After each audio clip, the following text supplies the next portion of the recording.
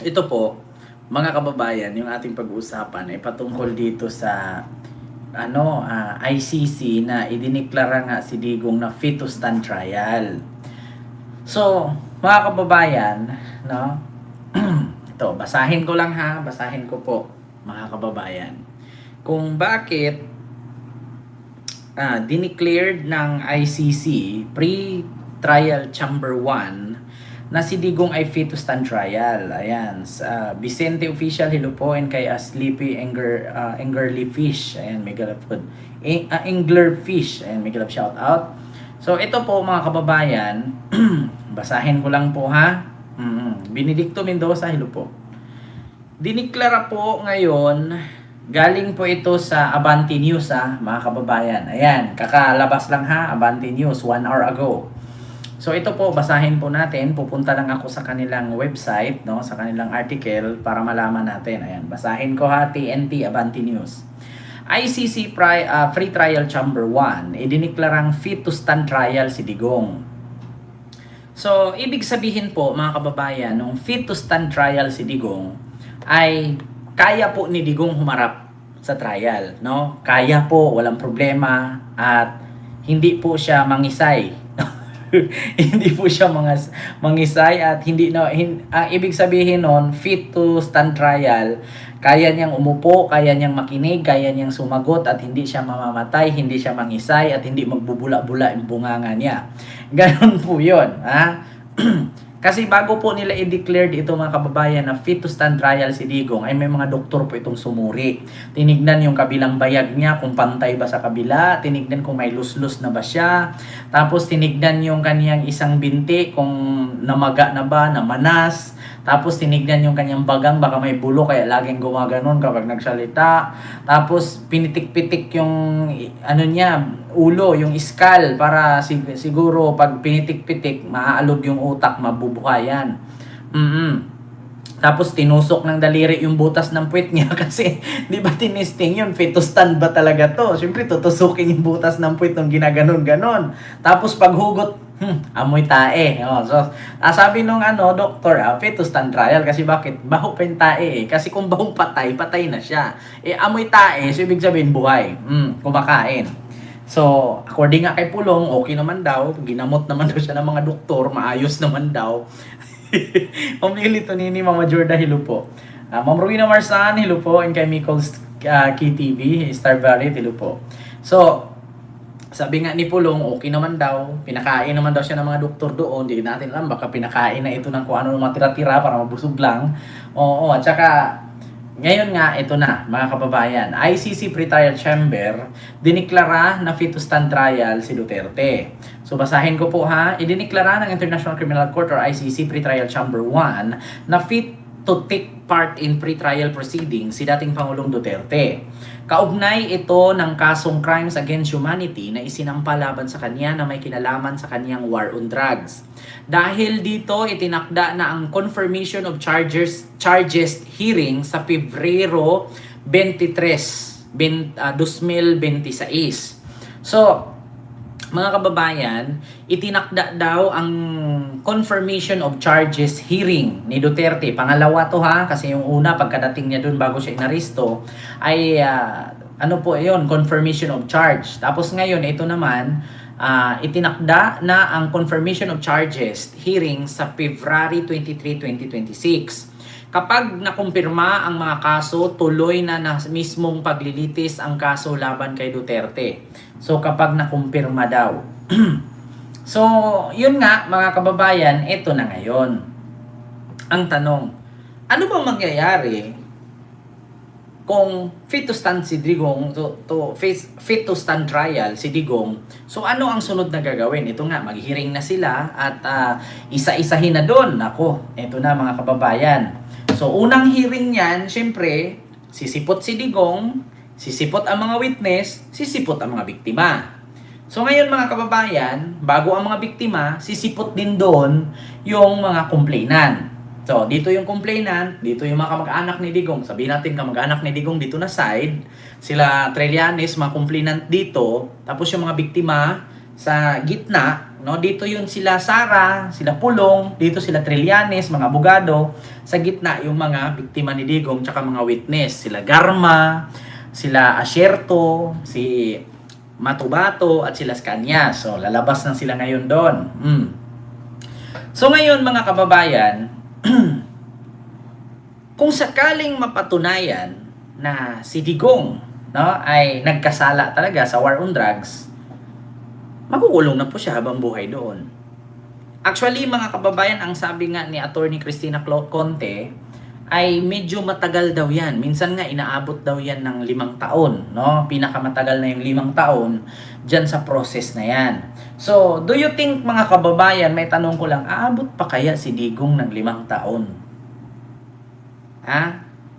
Kasi kung mapatunayan mga kababayan or makonvict siya, mapatunayan na talagang nagkasala siya at makonvict siya, 30 years po ang kaniyang doon lagiin. 30 years maglagi siya sa loob ng kulungan. So, dito pa nga lang sa process, pagpa-process dito sa kaso na to mga kababayan, ang pinakamatagal na proseso, katulad niyan, tinagal-tagal nila hanggang sa mamatay na lang si Digong, hindi pa maumpisan kasi puro palusot, puro keme, may sakit. So, hindi lang, yan mga kababayan, hindi lang 3 years na process yan. Aabot talaga ng 5 years.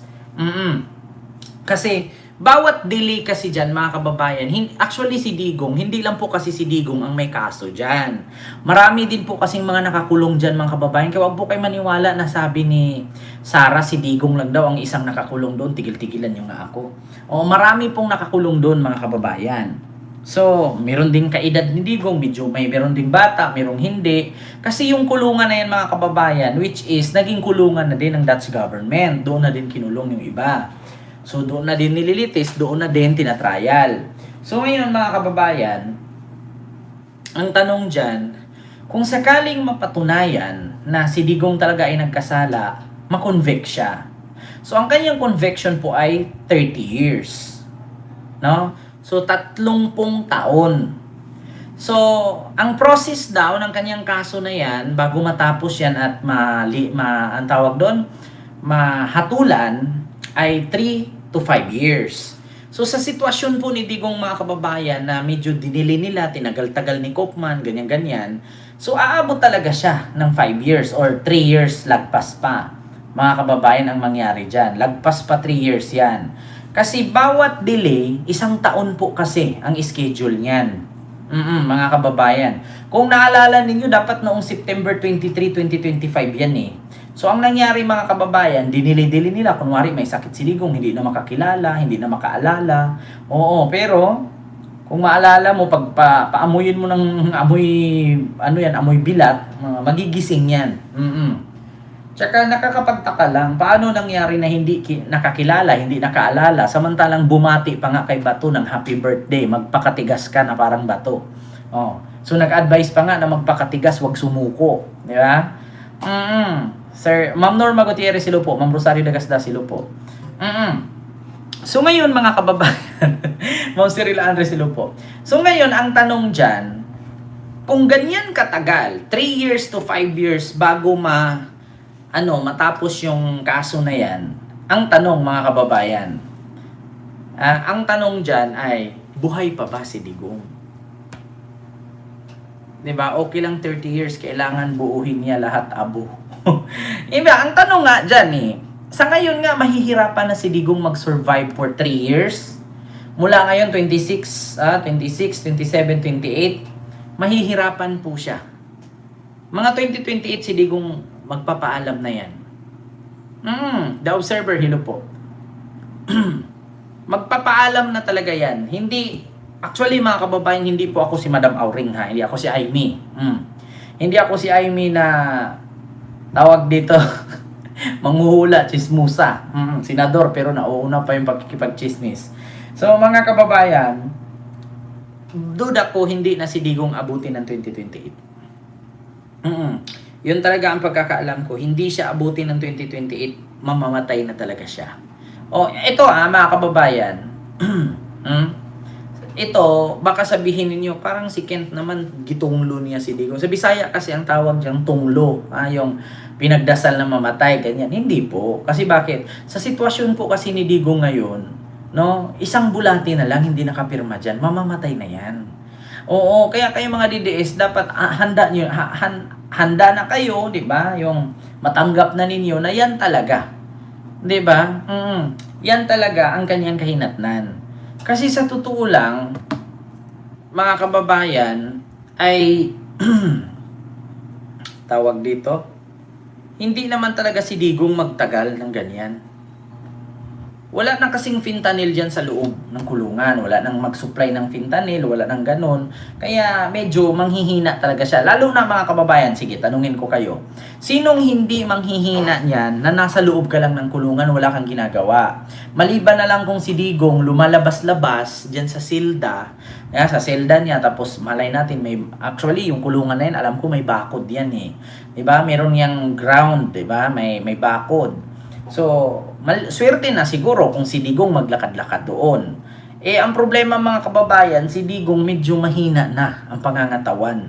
Tapos ang tanong ko nga dyan mga kababayan, paano pala yung pagligo niya? Paano pala yung pagtain niya? Paano pala yung di ba? Kasi alam natin mga kababayan na pagising niya ni Digong sa umaga, masakit na yung mga kasukasuhan, kasi meron ng tuberculosis, merong osteoporosis, meron na siyang lus-lus, di ba? Mabigat na yung katawan niya eh. So, do you think mga kababayan, imagine ninyo, deserve ba ni Digong yung ganyang pangyayari? Deserve ba sa kanya yan? Actually sa akin, mga kababayan, ito ano lang to be cleared lang po tayo. Actually matanda na si Digong. No? Matanda na si Digong, talagang hina na po talaga yung katawan niya. No? Kaya siguro kung ako, Ma'am Sonia, hello po, si Gawa, may galap shoutout po. Kung ako siguro dyan, ini-imagine ko, paano si Digong bumangon? Paano si Digong maligo? Paano si Digong magbihis? Paano si Digong mag-toothbrush? Paano si Digong tumae? Yan ang tanong mga kababayan.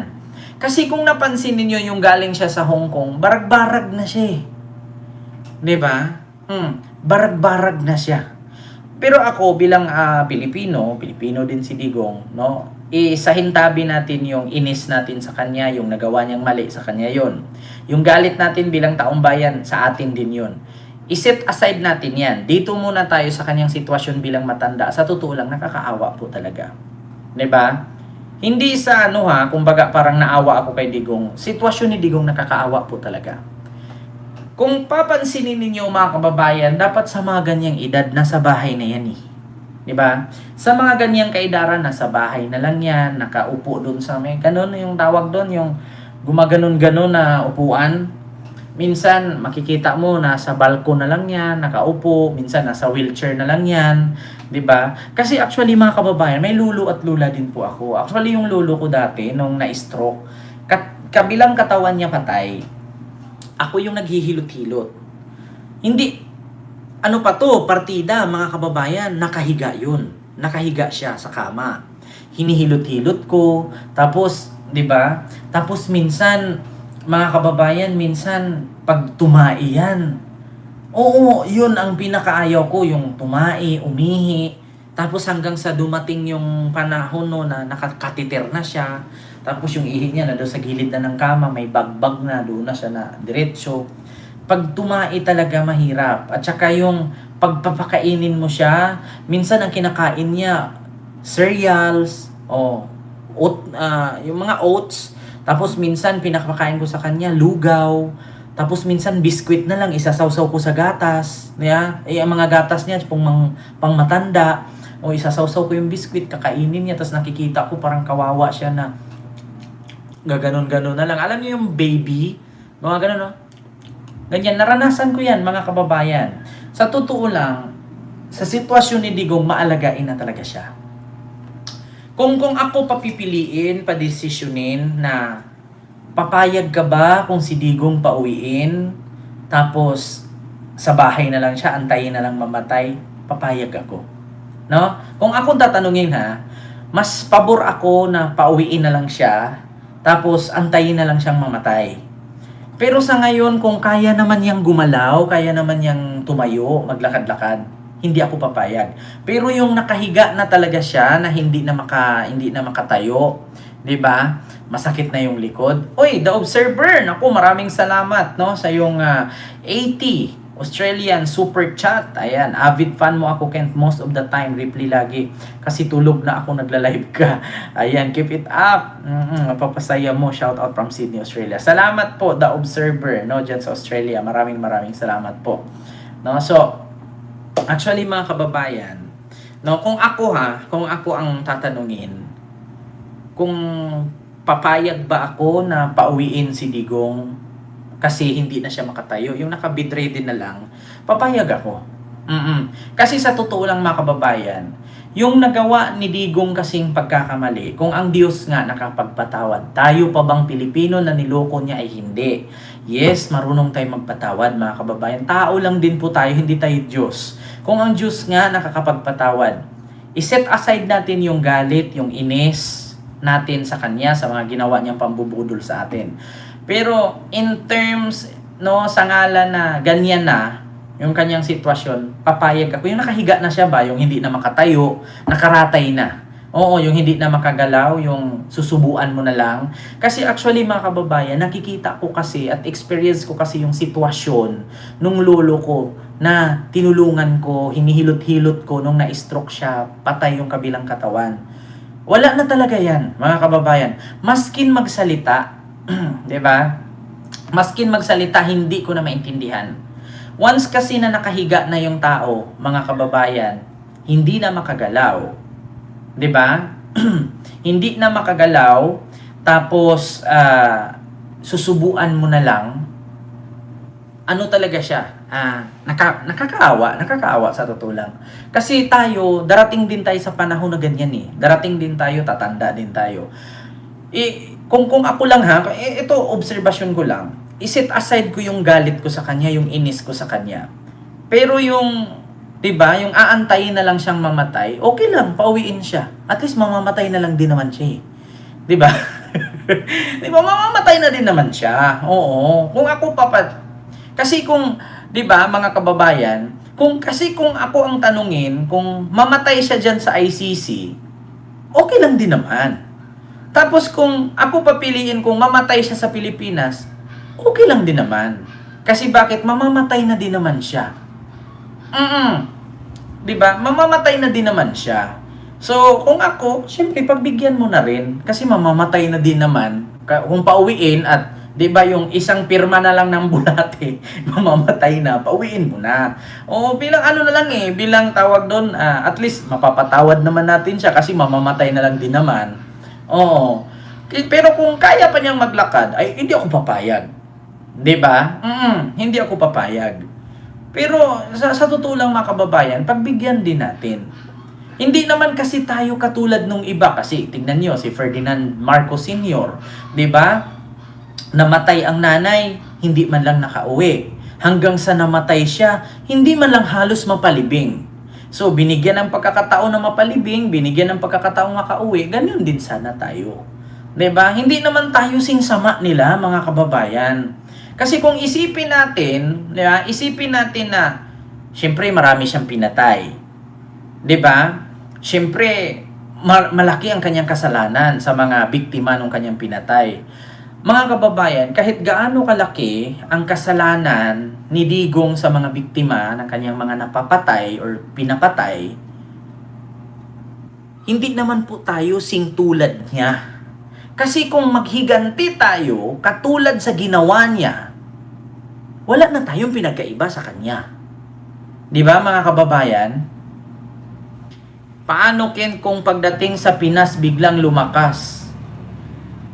Actually, Sir Jewish Art, hindi na siguro yan kasi malalaman ng doktor yan eh. Hindi naman po papayagan ng doktor yan na pauwiin siya ng kaya pa. Pero kung naka-bedridden na talaga tapos makita mo yung likod niya may sugat na, 'di ba?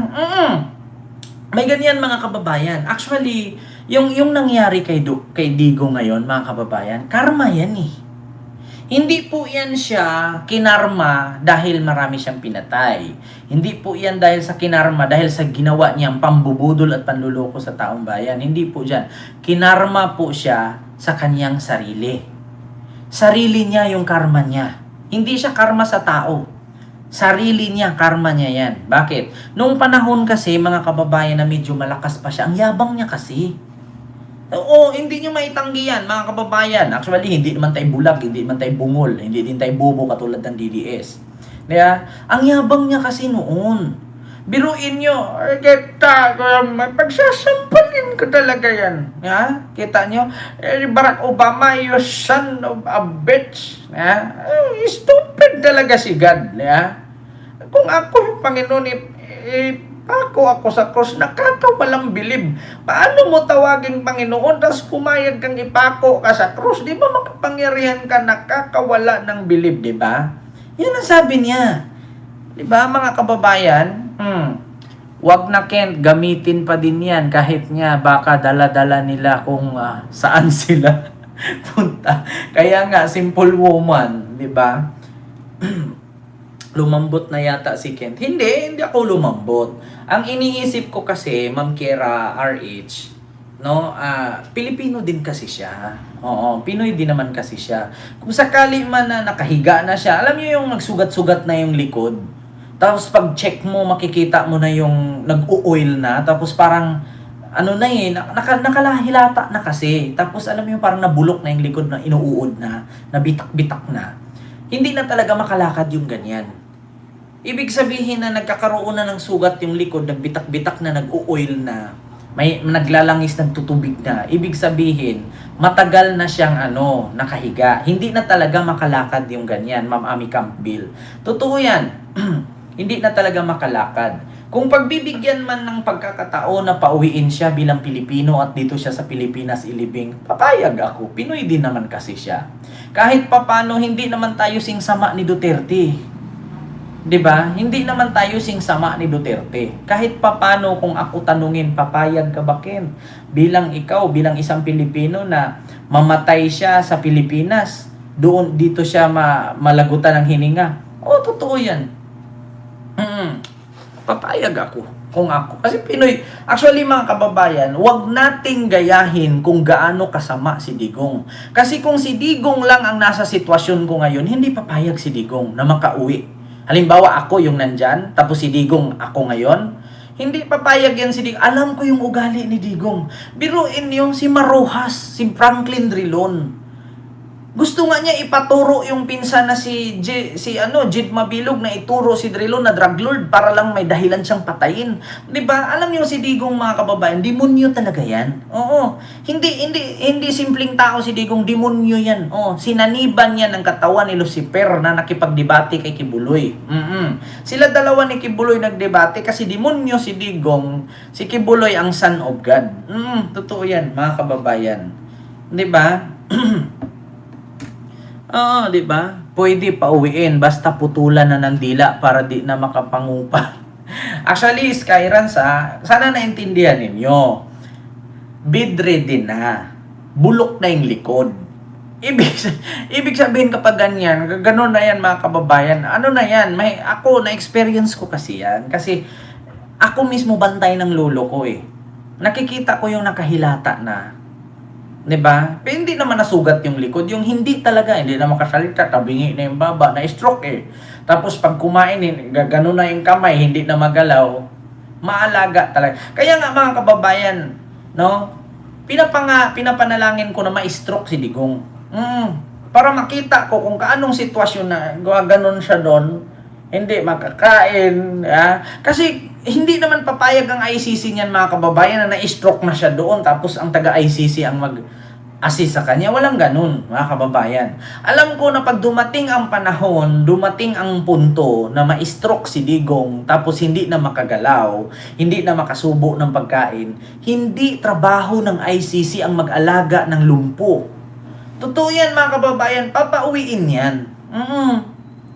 Do you think pag si Digong na-stroke, patay ang katawan, utak na lang gumagalaw at mata? Do you think hindi yan siya ibalik? Hindi siya ibalik ng ICC? Ibalik ng ICC yan. Ibalik ng ICC yan, pauwiin yan sa pamilya. Ganun mga kababayan. Totoo yan Ito mga kababayan. Totoo yan. Once na si Digong magkaroon, ma-stroke, atakihin, mga kababayan, okay lang atakihin kung buhay. Pag na-stroke yung sobrang, hindi lang mild yung stroke na stroke talaga, hindi aalagaan ng ICC yan, pauwiin nila yan. Pero ito ang isasagot ng mga anak niya yan. Noong panahong ang tatay namin malakas pa, ayaw niyong palayain. Tapos ngayon may sakit, ibabalik niyo sa amin ng lumpo na. Hindi namin kunin. Ganyan ang sagot nila, mga kababayan. Maniwala kayo sa akin. Maniwala kayo sa akin, mga kababayan. Darating ang punto, darating ang panahon na si Digong magkasakit. Either ma-stroke, patay ang katawan, utak at mata na lang ang gagalaw. Pag ibalik ng ICC yan, hindi yan kunin ng mga anak niya. Kasi siyempre lang ang sabihin yan. Noong nanghingi kami sa inyo ng 3 beses na interim release, malakas pang tatay namin, hindi nyo binigay. Ngayon na nanghina na, hindi na makagalaw, na stroke na, tsaka nyo ibigay, kainin nyo yan. Hulaan nyo sinong magsabi niyan, si Pulong. Ganun yan mga kababayan. Diyan mo malalaman na kung talagang mahal nila ang tatay nila. Kapag hindi kunin ng mga anak niya yan at sabihin, ngayon na hindi na makagalaw, tsaka nyo ibigay. Nung panahong malakas pa, gusto namin kunin, ayaw nyong pauwiin, ayaw nyong palabasin. Tapos ngayon mamamatay na, tsaka nyo ibigay. Gaganon yan mga kababayan. Tapos diyan na lalabas, kukuha na sila ng simpatya ng tao. Kukuha na ng simpatya ng tao yan. Tapos magmamakaawa sa taong bayan. Lilinlangin. Lilinlangin nila ang taong bayan. Tapos sabihin nila, ito yung ginawa nila sa amin. Pinahirapan kami. Tignan ninyo, ginigipit kami. Kawawa kami. Para pag tumakbo si Sara sa 2028, buhay na buhay. Sana lumusot sa impeachment at sa kaso sa ombudsman. Kasi ang sabi nga ni Amy, kung may anomalya man, wala talagang lusutan. 'Di ba? Pulongski Yutman. Idol Marshall Tikboy Cordoba del Yomes. Ayan, from Magaluna, Sarabia, Latasan, love you idol. 'Di ba? Sabi ni Marshall Dilumes. Ayan. Di sunugi na lang ng buhay kung ganon isasagot nila. Aldrich Skendais. Ganun talaga, ganun ang isasagot niya nila, mga kababayan. No? So, yun po yun mga kababayan, yung reaction natin ngayon patungkol dyan kay Digong. Talagang wala na. Diniklara na ng ICC Pre-Trial Chamber 1 na fit to stand trial talaga si Digong. So, ibig sabihin mga kababayan, sa madaling salita ay hindi naniwala ang ICC na si Digong ay may sakit. Sa madaling salita, kwento lang, drama lang. Di ba? Drama na talaga niya yan. So, ibig sabihin, dineclared ng ICC na kaya niya. So, alam nyo na. Niluloko kayo mga DDS, niluloko kayo ni Digong. Kasi mismo ang taga-ICC, hindi magdeklara yan kung hindi isinabi ng mga doktor na nag-examine, nag-check up at nag-observe sa kanya kung hindi totoo, mga kababayan.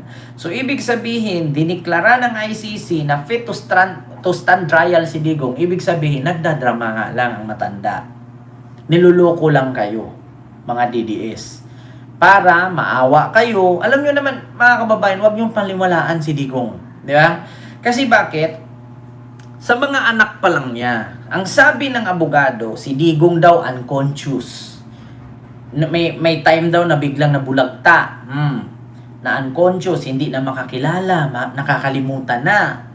So, kung nakakalimutan at hindi na makakilala at may sakit, bakit laging ina-update ng mga anak niya kapag bumisita sila doon na okay naman siya, nakausap naman namin, nagkasama kami, kumain kami doon sabay. So, ibig sabihin, sinungaling nga yung abogado ni Digong, at sinungaling din si Digong. Kasi bakit? Kung hindi alam ni Digong ang sinabi ng abogado niya, so bakit siya manatiling magbayad ng napakamahal? Hindi dapat matagal na si Kaufman na niligwak niya, kinilbo na, sinipa na. Kasi gumawa ng ganyang statement na may sakit. Tapos paglabas ng mga anak, ang layo naman. So sa madaling salita mga kababayan, si Digong at si Kaufman sa buwatan sa kasinungalingan. Ganun lang yun mga kababayan. 'Di ba? Kasi mismo mga anak niya binulgar siya eh. Okay naman siya, mataba naman siya, malaki yung tiyan niya. Kasi inalagaan siya ng doktor, pinapainom siya ng gamot, okay naman dito. Si Pulong mismo nagsabi niyan. 'Di ba? Kaya sa totoo lang mga kababayan, mga sinungaling talaga. Oo. Ganun po 'yun.